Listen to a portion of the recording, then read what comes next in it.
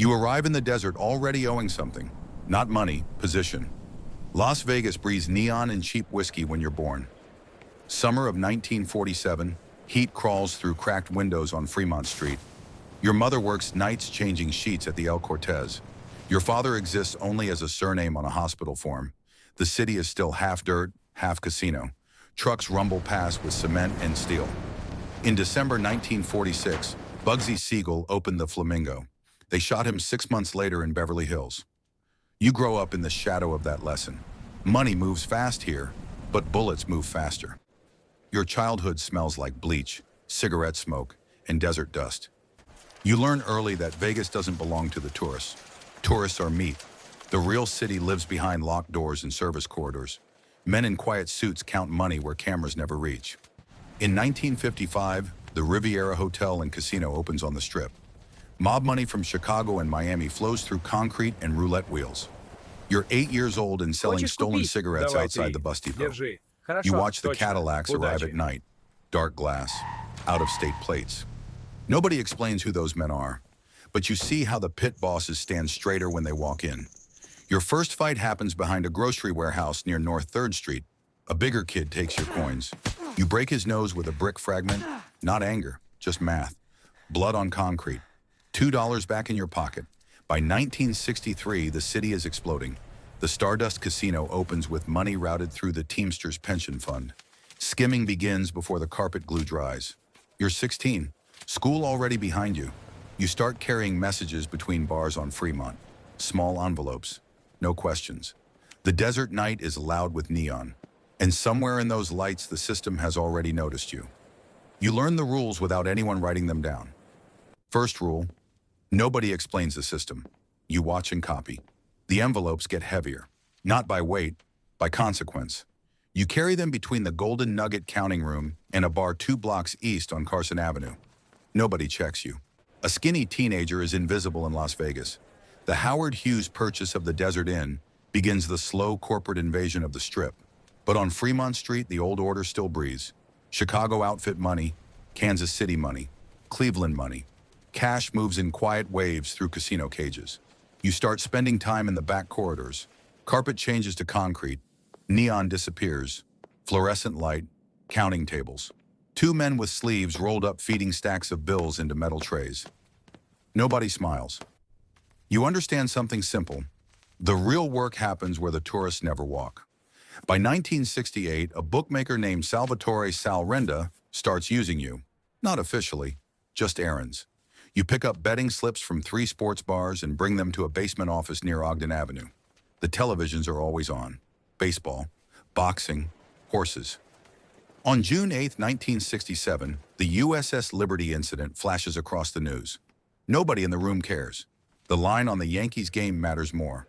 You learn numbers faster than most clerks. Odds, percentages. Who owes who? When someone refuses to pay, you come along for the visit. At first, you stand near the door, Я заплачу, arms клянусь. folded, Срок был silent. вчера. Your Мне нужно presence is время. enough. Время... By 1969, the Aladdin Hotel hosts Elvis Presley's comeback shows on the Strip. Tourists line up outside. Cameras flash. 2 miles away, you're standing in a mechanic's garage while Sal breaks a debtor's fingers with a tire iron. You don't flinch. Not because you're brave, because you already understand the job description forming around you. Messenger becomes witness. Witness slowly becomes tool. You stop being invisible. Sal notices first. Not your strength, your silence. You don't talk after work. You don't drink with the runners. You watch the room and remember faces. In Vegas, that's currency. The Nevada Gaming Control Board begins tightening audits on casino cash flow. On paper, the state is cleaning up the Strip. In reality, the skim just moves deeper underground. Money leaves casinos in briefcases before it ever touches official books. You start riding in those cars. Old Buicks, Lincoln Continentals. The trunk always smells like carpet fibers and rubber bands. Cash stacked in bakery boxes. Nobody calls you a bodyguard, but you sit in the passenger seat with a .38 under the jacket. You learn the geography of the hidden Vegas. Service elevators inside the Stardust. Back stairwells of the Horseshoe Casino. Laundry corridors where pit bosses quietly pass envelopes to men who don't work there. Frank Sinatra returns to Caesar's Palace after a long dispute with the casino owners.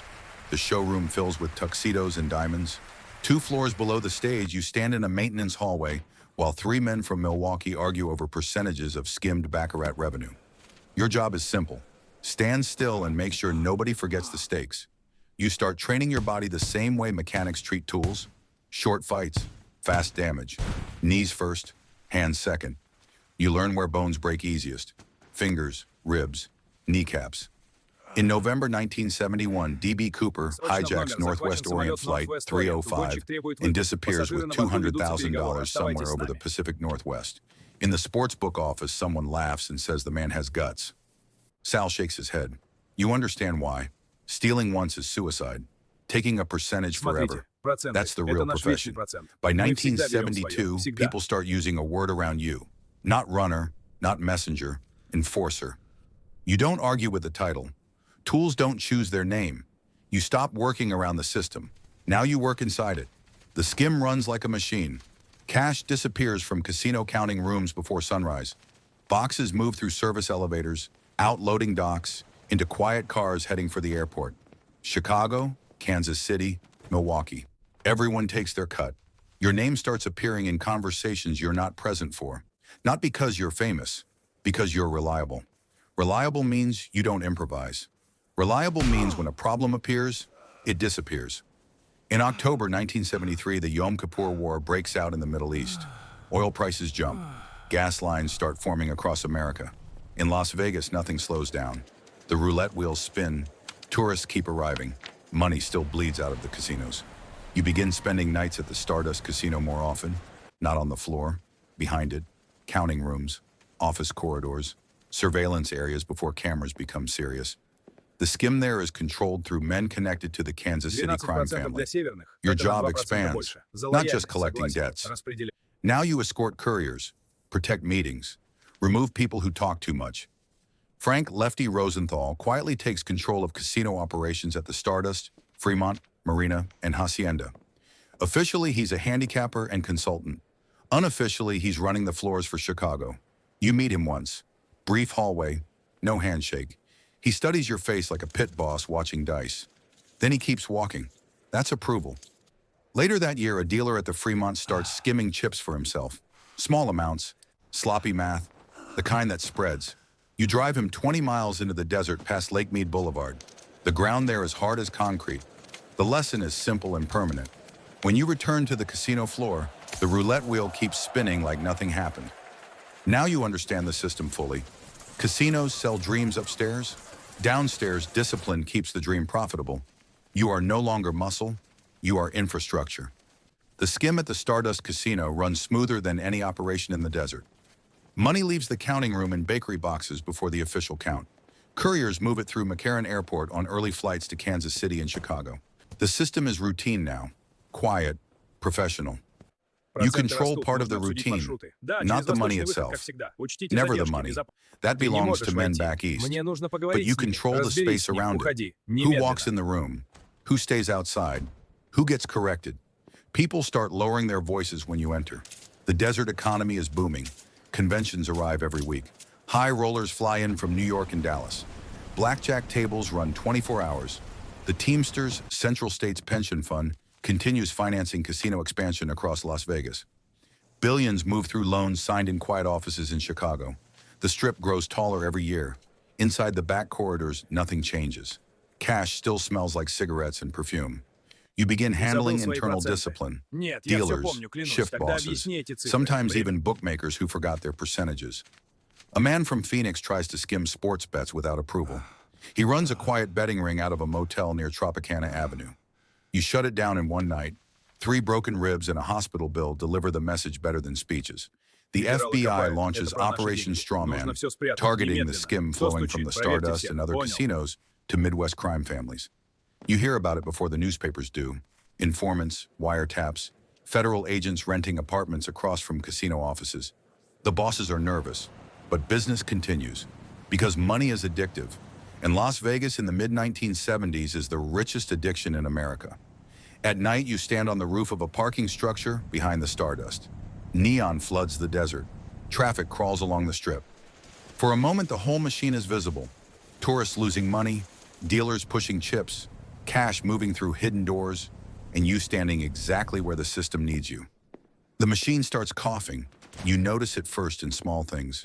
Doors closing slower. Кто-то следит. Conversations stopping Я when you чувствую. enter. Нужно быть Men who осторожнее. used to Он joke now, приближается. watching the hallway before they speak. The heat is no longer theoretical. FBI surveillance around the Stardust Casino becomes routine. Unmarked sedans parked for hours across Industrial Road. Agents drinking bad coffee, writing license plate numbers.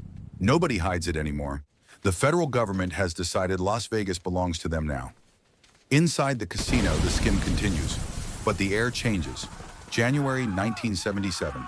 A car explodes in the parking lot of Tony Roma's restaurant on East Sahara Avenue. Target, Frank Lefty Rosenthal. The bomb fails to kill him. The news spreads through every counting room in the city before midnight. You understand the message. The system is cracking from the inside. Violence used to be quiet. Desert roads, empty lots. Now it's parking lots and headlines. You start working longer nights, checking entrances, watching new faces on the casino floor. Dealers suddenly nervous when they push stacks of chips toward the cage.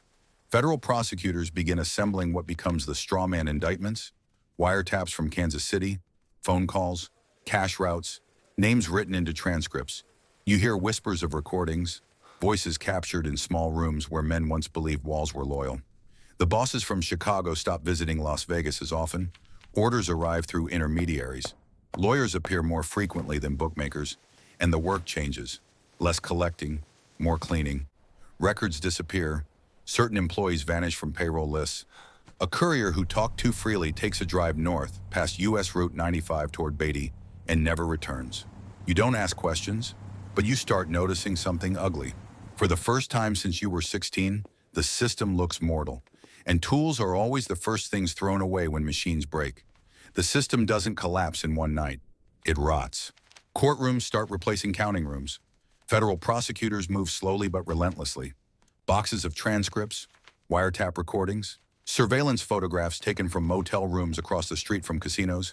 Names you've heard for years start appearing in indictments. Operation Strawman indictments. October 1979. Men from Kansas City and Chicago. Skim routes. Casino executives, couriers, lawyers who thought they were invisible. Las Vegas newspapers finally print what everyone in the back corridors already knew. The skim was real, and Washington wants it dead. Inside the Stardust Casino, the atmosphere becomes clinical. Fewer meetings, less shouting. The bosses speak through attorneys now. Nobody wants their voice recorded. You notice another change. Corporate suits begin appearing on the strip. Accountants, auditors, men from banks and insurance companies.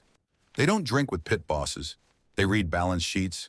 Nevada regulators increase gaming license scrutiny after the federal investigations. Background checks deepen. Financial disclosures multiply. Mob connections start becoming expensive. The old way of running casinos begins suffocating under paperwork. You're still working security, still watching doors, still making problems disappear. But the problems are different now. Loose ends. People who know too much about old cash routes, old skims, old meetings. In July 1981, the Kansas City mob trial in United States versus Civella exposes the full structure of the skim operation tied to the Stardust and Fremont casinos. Court testimony replaces whispers. For the first time, the machine is visible to the public. You sit one night in a bar off Charleston Boulevard, television glowing above the counter. News anchor reading names from the indictment, men you once drove to the airport, men who once ran the city from back offices. The bartender lowers the volume. The neon outside still burns. But the era that built those lights is already bleeding out behind the screen. You survive the collapse by becoming smaller. The trials grind forward. United States versus Civella drags the Kansas City hierarchy into federal courtrooms. Wiretaps from the Stardust skim play through courtroom speakers. Voices once whispered in casino offices now echo through microphones. You recognize some of them. Not surprised. Just cataloging. The bosses who once flew in on private planes now arrive in handcuffs. Lawyers talk about racketeering, conspiracy, federal prison terms measured in decades. The machine that fed Las Vegas for 20 years is dismantled piece by piece. Casinos change owners. In 1983, Boyd Gaming acquires the Stardust operations, and the corporate era tightens its grip on the strip. Accountants replace couriers. Compliance departments replace backroom discipline. The corridors you once guarded fill with surveillance cameras. Paper trails become religion. You drift away from the center without announcing it. Security contracts, night shifts, Quiet work inside smaller casinos where nobody asks about the 70s. Younger guards think Las Vegas was always run by corporations. They never saw the bakery boxes. Anthony, Tony the Ant, Spilotro, once Chicago's street boss in Las Vegas, disappears in Illinois. Later, they find his body and his brother Michael buried in an Indiana cornfield. Even the old predators are being erased. You watch the news in a dim sports book near Boulder Highway. The anchor reads the story like history already finished. The strip outside glows brighter than ever. New hotels rising. Bigger signs, more tourists. The city survived. Just not the men who built the first version of it. You walk out into the desert night, neon humming above the asphalt. No one recognizes you now. The system doesn't remember its tools. You survive the collapse by becoming smaller. The trials grind forward. United States versus Civella drags the Kansas City hierarchy into federal courtrooms.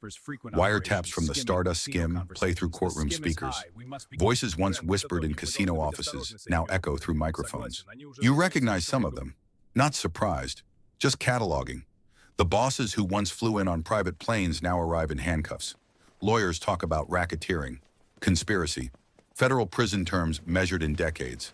The machine that fed Las Vegas for 20 years is dismantled piece by piece. Casinos change owners. In 1983, Boyd Gaming acquires the Stardust operations, and the corporate era tightens its grip on the strip. Accountants replace couriers. Compliance departments replace backroom discipline. The corridors you once guarded fill with surveillance cameras. Paper trails become religion. You drift away from the center without announcing it. Security contracts, night shifts, quiet work inside smaller casinos where nobody asks about the 70s. Younger guards think Las Vegas was always run by corporations. They never saw the bakery boxes. Anthony, Tony the Ant, Spilotro, once Chicago's street boss in Las Vegas, disappears in Illinois. Later, they find his body and his brother Michael buried in an Indiana cornfield. Even the old predators are being erased. You watch the news in a dim sports book near Boulder Highway.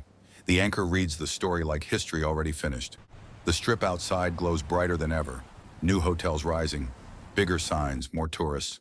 The city survived, just not the men who built the first version of it.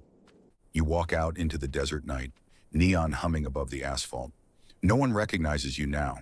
The system doesn't remember its tools.